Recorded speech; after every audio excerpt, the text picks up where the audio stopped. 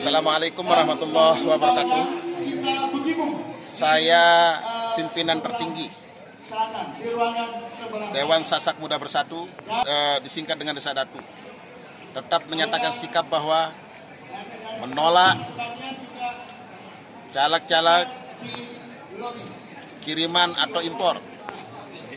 NTB tidak membutuhkan caleg dari impor.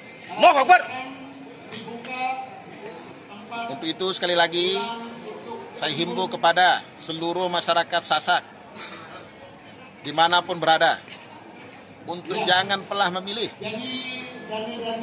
caleg-caleg yang impor.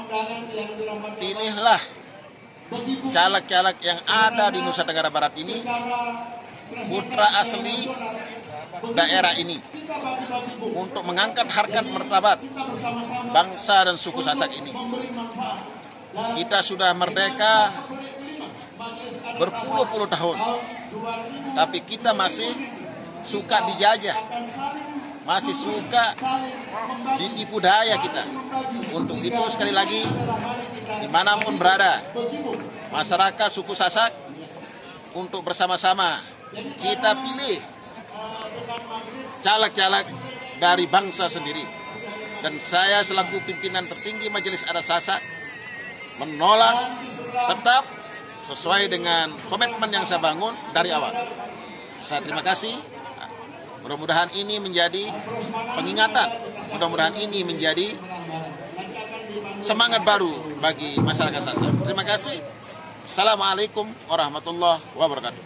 Berarti ini bersikeras untuk menolaknya. Ada dua nih kan Ya. dari luar yang nggak diubahkan suaranya.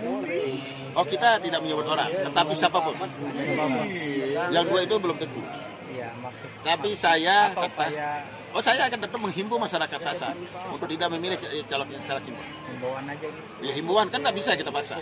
Tetapi saya mengingatkan untuk bahwa saat ini sudah kita merdeka. Kita ini sudah tumbuh dengan suku sendiri. Mari kita bangun. Kalau mau daerah ini besar, maka harus membangun sukunya.